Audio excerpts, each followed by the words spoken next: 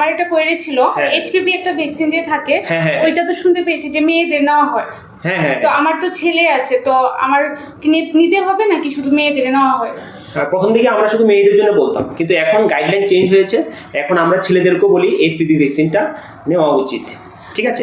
কেন ছেলেদের নিতে লাগে ভ্যাকসিনটা? হ্যাঁ, তো আমরা জানি যে এইচপিভি ভ্যাকসিন সার্ভাইকাল ক্যান্সারকে প্রোটেকশন করার জন্য এইচপিভি ভ্যাকসিনটা দেওয়া হয় মেয়েদেরকে, জরায়ুর মুখের cancer. This is the only cancer which can prevented by the HPV vaccine. কিন্তু এখন কথা হলো কেন আমরা ছেলেদেরকে দেবো, কারণ ছেলেদেরকে তো সার্ভিস থাকে না, ইন্টারেস্ট থাকে না। এইচপিভি ভ্যাকসিনটা যদি আমরা ছেলেদেরকে দিই, এটা 3 ধরনের ক্যান্সার প্রিভেন্ট করতে পারে। এক হলো প্যানেল ক্যান্সার, মানে পেনিসের ক্যান্সার, আর একটা অ্যানাল ক্যান্সার, আর একটা হলো গলার ক্যান্সার, থ্রট ক্যান্সার। সো এই 3টে ক্যান্সার এইচপিভি ভাইরাস করে। তো এই ভ্যাকসিনেশন দিয়ে আমরা এই ক্যান্সারগুলিকে আমরা প্রিভেন্ট করতে পারি। তাই আমরা শুধু মেয়েদেরকে না, ছেলেদেরকেও আমরা এখন বলি এইচপিভি ভ্যাকসিনেশন করানোর জন্য। This is very very important. আচ্ছা, এই ভ্যাকসিনটা মানে কোন এজে নেওয়া হবে, মানে এজটা কি হবে?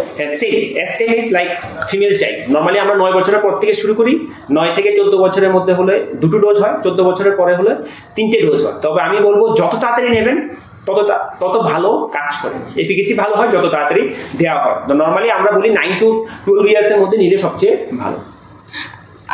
আরেকটা আমি বলছিলাম যে এটা তো দুটো স্ট্রেন থাকে, এটা কোনটা নিলে ভালো হবে, কোনটা নিতে লাগে? এটা বাজারে দুটো স্ট্রেন্থে পাওয়া যায়, আর একটা হলো ন্যানোভ্যালেন্ট আর একটা হলো কোয়াড্রিভ্যালেন্ট।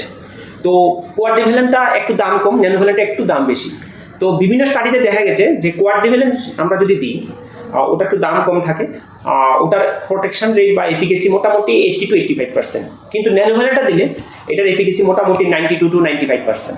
তো কিন্তু ওটার দাম বেশি। তো আমি প্যারেন্টসদেরকে বলবো, আপনারা যদি অ্যাফোর্ড করতে পারেন, better go for monovalent, otherwise quadrivalent. Thank you sir.